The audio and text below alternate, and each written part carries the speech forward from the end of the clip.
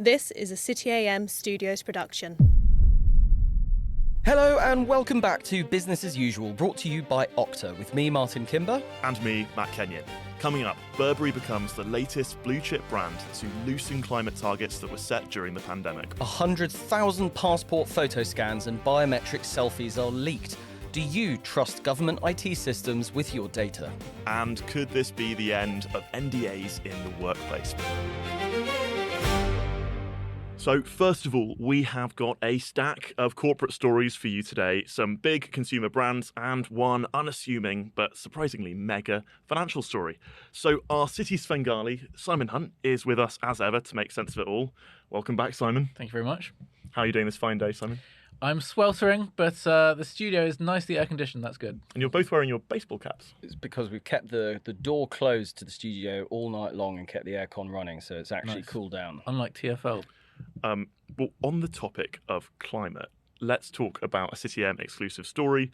This is one from our chief reporter, Ali Lyon. He's reported that Burberry has pushed back its climate targets by 10 years. What's going on here, Simon? Yeah, so great scoop by Ali. And we've definitely talked on this podcast before about a lot of big companies either delaying their net zero targets, scrapping the targets, scrapping the reporting of targets. And Burberry has now added its name to this growing list. It has delayed what was its target to become, quote, climate positive from 2040 to 2050. And now this isn't something that they have shouted from the rooftops. In fact, Ali found this buried inside a report. No one else seems to have noticed Wow. it. One thing about annual reports is virtually no one actually reads them. So when you do read them, you find an awful lot of stuff. And this is Burberry that, called itself a sustainable brand and now just, has pulled 10 years out of nowhere to delay its targets. It means that Burberry is now only 10 years ahead in its new target of the Chinese government's net zero targets. Yeah. It's not very woke, any of this, is it? No. Simon, Tottenham might have dodged relegation from the Premier League, but not so rosy times for the local brewer. Yeah, it's a really tough time for brewers up and down the country. And this is another City M scoop. A company called Redemption Brewing, which was based in Tottenham, widely seen as in the area as one of the London's leading craft brewers that helped revive the sort of craft brewing scene in London over the past few years. It has gone bust. It's entered administration after struggling to keep costs down. Hospitality firms, brewing companies have faced rising minimum wages and rising national insurance. And for a lot of the smaller brewers, such as this one, it's pushed them over the edge. But even the larger brewers are finding things challenging. I reported earlier this week that a listed brewer called Adnams has now cut the alcohol strength on a number of its beers and its ales down to below 3.5%. That being because of higher alcohol duties that have been introduced on beers above 3.5%. So it's doing, like a lot of brewers, doing whatever they can to try and swerve costs to survive. Well, it is a typically beer-related scoop for City. Yeah, we got beers in within the first few minutes of this podcast, which is quite a record. Is it fair to say that sort of hopeful era, the early 2010s, with like Brewdog saying we're going to crush all the big brands, is that over now? Well, I think there is still there's definitely still a craft industry in London. There are plenty of craft businesses that are still around, but I think the industry has kind of hit saturation now, and now we're on a sort of downwards curve. We saw some early signs of this during COVID when a lot of the smaller players just went bust, and then the brands got bought up by bigger brewers that just basically got rid of all of the staff but carried on making the beer at their own locations. And I fear there will be more to come this year. I don't think this will be the last one to go bust. If pubs struggle to stay open, presumably there's fewer businesses to buy the beer, right? Well, exactly. It's been reported that there have been 2 pubs closing a day at the moment, and fewer pubs just means less beer being consumed. It's as simple as that, really. Sad times. Slightly rosier final note to leave on, though. This is on the National Farmers Union, so the NFU's Mutual Insurance Society. It might not sound like a firm that would set the pulse racing, but they have got some pretty mega investments going on. Can you tell us a bit about Yeah, what's going on there? I've been chatting to some folk from the what I call the NFU Mutual, which I have to confess I haven't spent very much time reporting on before, but they are a major player in the UK investment landscape. They control more than 22 billion in assets under management. I think what's interesting is, while, as we mentioned a few minutes ago, a lot of firms have sort of scrapped their ESG or their climate goals or pushed back their net zero targets. When you go on their website, there is still, it being a farmers union, a lot of chat in their investment philosophy about ESG and about sustainability and long-term views on investments. And indeed, if you look at some of their biggest holdings, a lot of them are, I suppose, have a connection with the agricultural supply chains in the UK. So they're a major holder in Young's, the brewer, Young's, the pub chain. They're a major holder in Marston's. They have a big share in Hilton Food Group, which is a big meat distributor.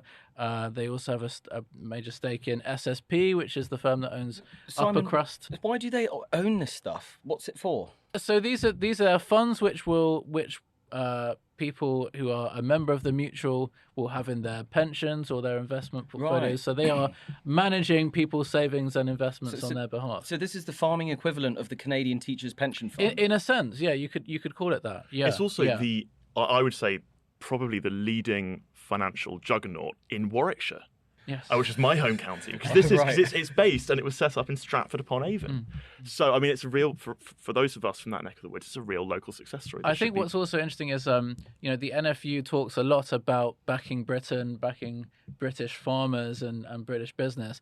And indeed, if you look at the composition of their investments, they are quite UK led. So on their website, they talk about their typical asset allocation, and about a quarter of it is UK equities, compared to 17% North American equities. Now, in a lot of funds, it's the reverse, where it's overwhelmingly US equities and hardly any UK equity. Thank you very much for coming in, Simon. As usual, we'll see you with your hat very soon. Thank you very much. Right, coming up after the break, 100,000 passport scans have been leaked. We'll be asking if you trust government IT systems with your data. Don't go away. This episode is brought to you by Okta. AI agents are everywhere now, quietly making decisions across organisations. That's great until you stop and think, who's in charge? If you don't know who an agent is, what it's connected to, or what it's allowed to do, you can't really trust it to act in your interests. That's the bit Okta focuses on. They secure the identity of AI agents, so there's one clear layer of control across the whole system. Which means every agent has a clear identity, permissions, and a line of accountability, even as things scale. Risk becomes something you manage, not guess at. Secure every agent, secure any agent. Okta secures AI. Welcome back to Business as Usual, the podcast that makes you say, thank footsie, it's Friday. Hey, don't deny it's good. 100,000 passport scans and biometric selfies have been leaked, exposing photos and location data, which was meant to be held by a third-party provider on behalf of the government. So what does this mean for trust in government IT systems more widely? City AM's tech reporter Zaskia Koopman is here to explain all. What's gone on here? So, as you said, a third-party site called UK Visa Portal has exposed kind of thousands of scans and selfies that you have to, put through your phone when you're trying to apply for a visa or a travel authentication system, which is kind of a crucial time for that to happen when the government has also been pushing for a digital ID scheme, which MPs have already criticised this week and last week, saying that it's been rushed and it has been, poorly thought out. So I think that just damages public trust in a system that can lead to more fraud. I think it was it last year that they introduced sort of mandatory ID checks on various websites for people who are already uploading photos of themselves to government portals and stuff. Is Yeah. that going to make people think twice before going on, say, a gambling website or something like that? Well, I think it was put in so that people would think twice before even kind of accessing those kind of websites, but I don't think it will actually have that effect as much. I think it's more from a government perspective. They have, all kind of different sectors within government are under immense pressure to digitalise, including obviously visas and that side. And I think It feels like the political dividing line. So if you've got sort of the government on one side and then people like William Hague and Tony Blair who've become converts to this, and then you have the sort of more David Davis libertarian side, and you've got reform and sort of elements of the Conservatives. I suppose the argument that the government will always make is that it's inherently more secure to have things on a digital system because A, it's there. Yeah. So like that is going to make it much more difficult to work illegally in the UK. That's going to make it much more difficult to get away with sort of money laundering and sort of dark finance. But does this just make that argument much harder to make on their end? And there was actually data, it hasn't been kind of confirmed, but TechCrunch, who broke this, said that some kind of metadata was also leaked, which means you could tell where, like the exact location where people were taking the selfies, which that just opens up a whole new kettle of fish. Because when you take that photo on your iPhone, it says taken in exactly in the same way as you can look through your photos and see where you took whatever photos. I also think having the mix of taking someone's passport or ID document and selfie is probably the worst combination in terms of augmenting fraud. Yeah, it has every single key vertical pictures and your location. So it's kind of a breeding ground for. But at the end of the day, we do need to digitalise government systems. I mean, Wes Streeting did a rather, I thought, good job of banging this drum about digitalising stuff in the NHS. And look where Palantir NHS deal has got to and how much backlash that's kind of gone. I would really like to do a long sit-down conversation with you, by the way, about where this sudden conspiratorial thinking around Palantir and the NHS is coming from. A lot of kind of, Tony Blair makes an intervention saying AI good, and sort of the Labour Party pushes back heavily and says tech bros bad. I do think a classic kind of counter argument to any kind of digitalization is fraud and data protection. I think that will always be something that any advancement, any innovation will mean that we're going to have to be exposed to more data because there's no AI without data. It is a bit of a worrying sign of how weak a lot of central government has become, that you simply, I would argue, and this is getting quite opinionated, that you just ignore that kind of criticism. And you just push it through. And government 30 years ago would have been able to do that. But there is now such paralysis and such worry about consensus that, we are such an outlier in Europe. It's basically just us in the US that have left so much on paper, and we're so late to this. And it feels, obviously this story helps in no way that case, but it is... The fear-mongering will not stop after this story. No, it will probably intensify. At risk of this podcast becoming a kind of Tony Blair stan podcast.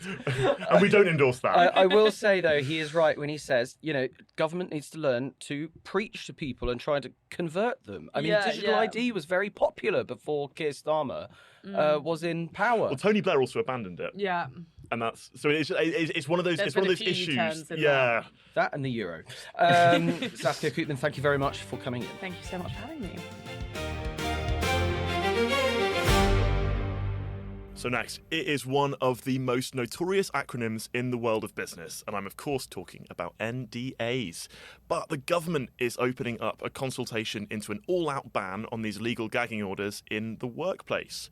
Joining us now is our professional services reporter, Rosie Harris-Davison. You've got the full story.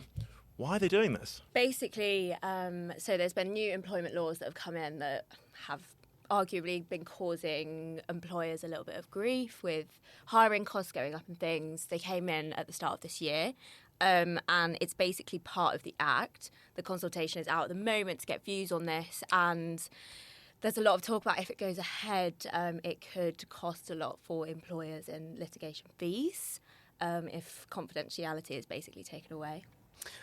What exactly does a non-disclosure agreement do? It stops the person who has to sign it from talking about something.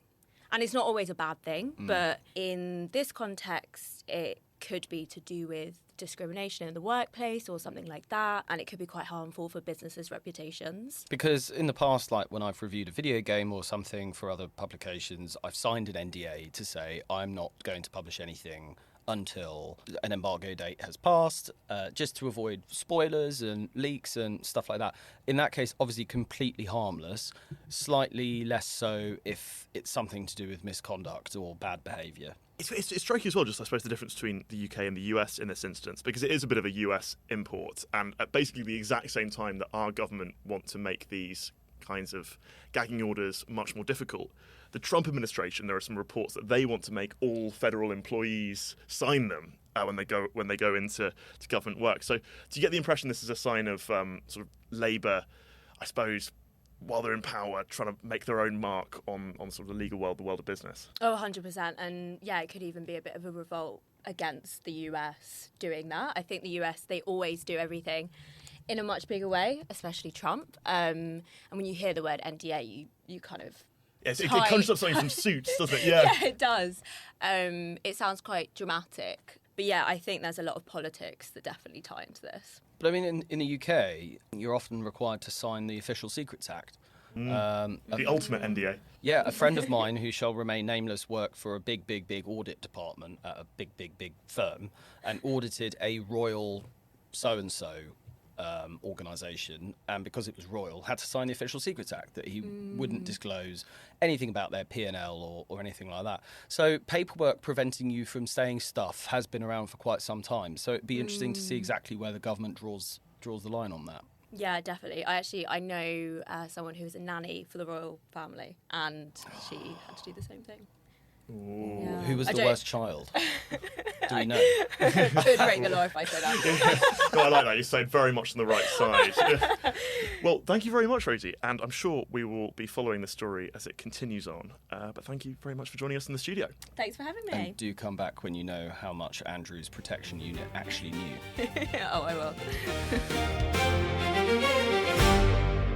And finally, bad news for those of you who were hoping to leave the UK in order to avoid inheritance tax. For all the details, we're joined by Maisie Grice, City AM's investment reporter. Maisie, why can't I now outrun the taxman with my billions? Yeah, so sadly you can no longer outrun the taxman. And this is because the Labour government, as we know, changed the nom-dom regime. They brought in a new one. Now, from April 2027, what this means is if you leave the country, you're going to be liable to IHT. Now, an individual who falls completely into the scope of IHT on their worldwide assets, they have been a UK tax resident for 10 out of the last 20 years. Now, prior to this, it used to be 15, so they dropped it by 5 years here, which means they've accelerated the pace of the new regime. But for those fleeing abroad, you can also be exposed. And this sort of depends on your residency in the UK. So former residents potentially could still be liable for 10 years. So it means that non-UK assets remain within the scope of IHT for a tail period. So this means if they are left within the remit depending on how long they were in the country. So if you have in the country for 10 to 13 years, you have a 3-year tail period where you're still liable. But beyond that, it keeps going up until you hit the maximum of 10 years. So in order for Matt to inherit all my billions, how long do I have to live in Bermuda for Matt to take all that? Residence for 10 to 13 years, it seems. 13 years. Mm-hmm. You'll still be liable for it under UK. I'll be patient. To wait it out. There could be none left by that point, but who knows? You won't fritter it, will you? No, absolutely not. So do you think this could be the kind of thing which could dissuade people from a sort of wealth exodus? Do you think it's the sort of thing where actually people who are worried about other kind of taxes are just getting out anyway? Or is it going to chase people out the door? Like, quick, yeah, go. Get out now and then stay out. Well, it depends on things. We've seen expats who have also come to the UK who have also going to be subjected to this flee. But a lot of people are also fleeing for other sorts of taxes, aren't they? You know, it's not just IHT. Yes, this is the most hated one, but there's been a lot of conversation with businesses, for example, who are saying, no, we're going to shutter our doors and we're going to go here because the tax regime has become so claustrophobic for certain people. So we are starting to see solid numbers to support the thesis of those people who say if you keep whacking up taxes on the super rich, they will leave and take their various taxes with them. I mean, there has been research from certain wealth managers that has pointed towards that previously. So, you know, the evidence is there. It'll be interesting to see come 2027 how many people do choose to keep going when this comes in. So it'll be interesting to see where it goes from here. Well, it's a good test of the idea of can you impose also punitive taxes to stop people leaving? And it looks like possibly the answer might be no. Yeah. And just finally, to cheer us up, you've also got some bad news about the state pension for some of our older listeners. The younger ones, this will be music to their ears. I was like, we'll never experience that. No, it just seems to be like, yeah, sadly for our retirees who are looking for to spend their golden years in the sun, you sadly could lose a state pension that you have worked your whole life towards, according to analysis from Rathbones. Retirees could forgo a staggering £77,000 over the next 20 years if they opt to relocate to a country where these payments are frozen, and that can include really popular choices here, such as Canada or Australia. Spain? Not that I'm aware of. I'll have to check that for you. Well, there we go. Alicante is still on the cards for me at 57. I mean, well, see it. technically speaking, Spain, sadly, British expats living in Spain are subjected to the 10 out of 20 rule. So the Spanish government will tax you on your estate and also tax you as a Spanish resident. Oh, okay. Well, maybe I'll reconsider. Germany it is. Yeah. It's a tangled picture, but Maisie, thank you very much. I'm sure we'll have you back very soon. Thanks, guys. Well, that's all we have time for today. Thank you so much for listening to Business as Usual, brought to you by Okta. Do not forget to subscribe to City AM's daily and weekly newsletters, and of course, don't forget to download our free app. Don't forget to check out the puzzles on there either. We'll be back in your podcast feeds on Tuesday at 6 a.m. But for now, bye-bye. Goodbye.